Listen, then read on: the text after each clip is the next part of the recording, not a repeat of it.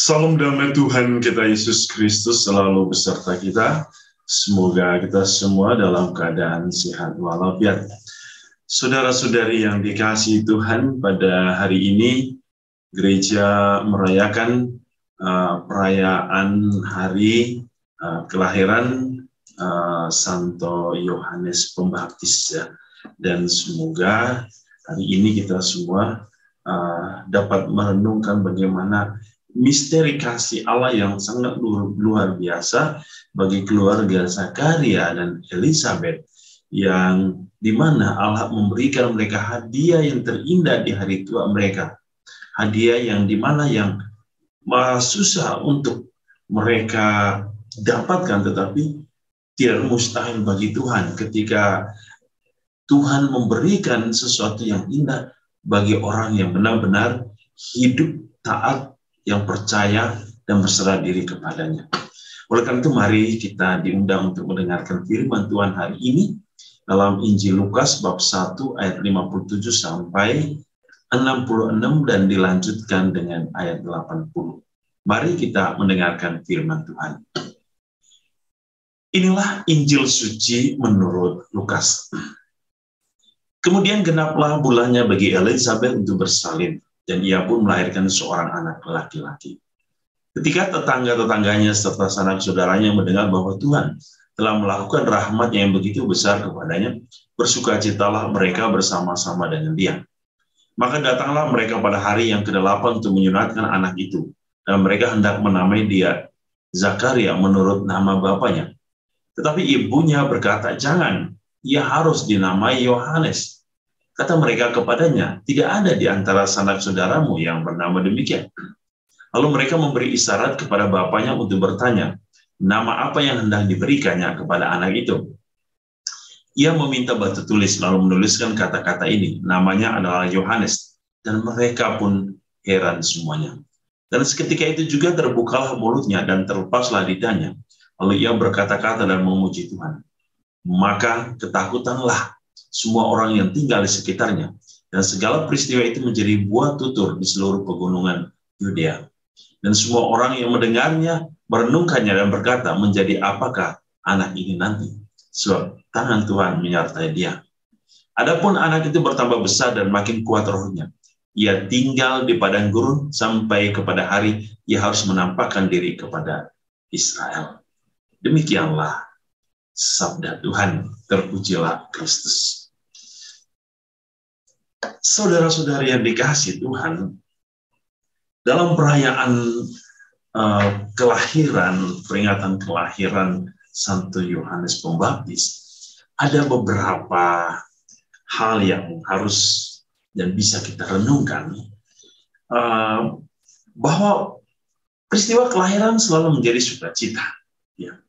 Kelahiran adalah sukacita. Itu poin pertama. Kita mendengar hari ini ketika sanak saudaranya, tetangganya, dan semua orang mendengar tentang kelahiran Elizabeth, dan mereka semua bersukacita. Mereka semua bergembira atas kelahiran ini. Tentu ada momen-momen di mana atau alasan mengapa mereka bersukacita. Kita tahu Elizabeth melahirkan atau mengandung pada usia tua bersama Zakaria. Tentu ketika di usia yang sangat tua dan Elizabeth memberikan keturunan, tentu bagi semua orang sangat heran, dan keheranan itu diungkapkan dalam sukacita. Bagaimana mungkin di usia yang tua dikatakan mandul bisa mengandung dan melahirkan seorang anak? Dan tentu ini menjadi sukacita bagi sanak saudara yang mungkin selama ini merindukan, ya. Teristimewa bagi keluarga-keluarga yang merindukan. Nah, ini menjadi satu kabar yang penuh dengan sukacita. Karena kelahiran adalah satu peristiwa sukacita, karena Allah memberikan hidup. Hidup ini adalah milik Allah. Maka apa yang bisa kita petik? Pertama, bersyukur, ya. Dari poin ini kita bersyukur untuk berkat kehidupan. Karena banyak orang tidak bersyukur. Bahkan ada yang mengatakan, kalau saya tahu ketika ia menghadapi beban hidup, masalah, ia lalu berkata, kalau saya tahu bahwa hidup saya seperti ini, mendingan saya tidak dilahirkan. Nah, Ini orang-orang yang tidak tahu bersyukur. Dia tidak tahu betapa indahnya kehidupan yang diberikan oleh Allah.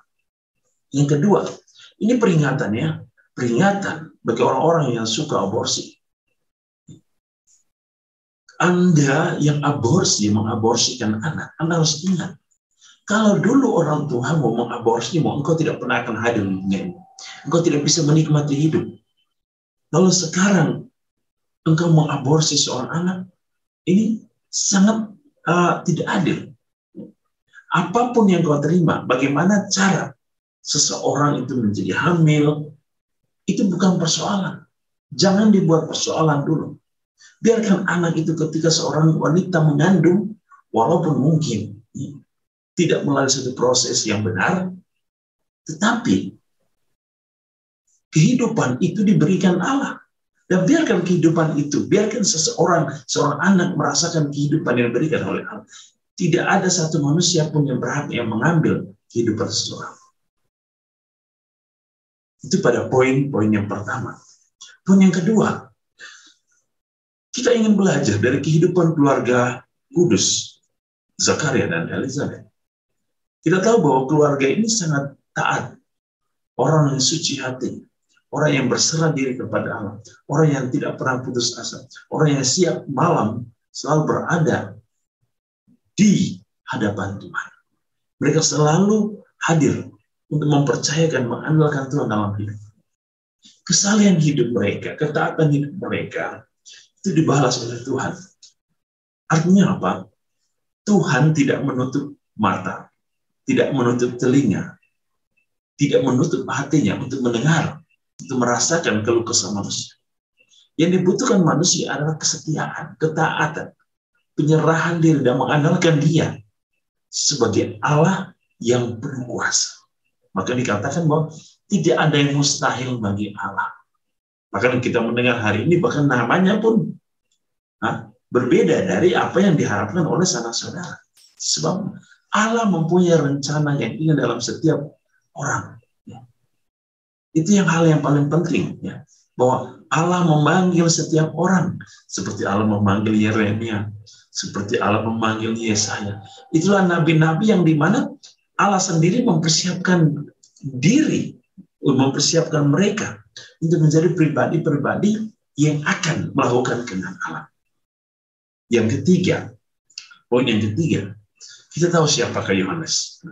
Dia adalah seorang yang mewartakan kebenaran. Dan tentu kebenaran itu dalam konteks pertobatan. Ia yang menyiapkan jalan bagi kedatangan Tuhan. Saudara-saudari, kalau Yohanes menyiapkan jalan bagi kedatangan Tuhan, kita tidak menyiapkan jalan, tetapi kita mempersiapkan diri kita, mempersiapkan jalan kita, supaya ketika kita sudah sampai waktunya, kita akan berjalan di mana jalan itu kita tentukan. Dan jalan itu adalah jalan kebenaran. Mari, Tuhan sudah datang dalam hidup kita. Tuhan sudah memberikan kita jalan. Maka Ia berkata, akulah jalan, kebenaran dan hidup. Maka yang kita siapkan saat ini adalah agar jalan yang siapkan Tuhan itu senantiasa kita jalani. Kita berjalan pada jalan itu. Kita berjalan pada kebenaran itu. Dan kita hidup pada kebenaran itu, yaitu kebenaran Allah sendiri. Supaya kita bisa sampai pada tujuan. Seperti Yohanes. Ia adalah orang yang rendah hati. Ketika ia sampai pada tujuan mempersiapkan kedatangan Tuhan, ia berkata, dia semakin tinggi dan aku semakin rendah.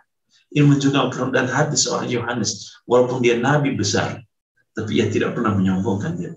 Kita pun saudara-saudara, ketika kita diberkati Tuhan, ketika kita mendapat kasih karunia Tuhan dalam hidup kita, ketika kita mendapatkan banyak harta, kita mendapatkan posisi yang tinggi, jangan sombong. So, semuanya itu titipan dari Tuhan.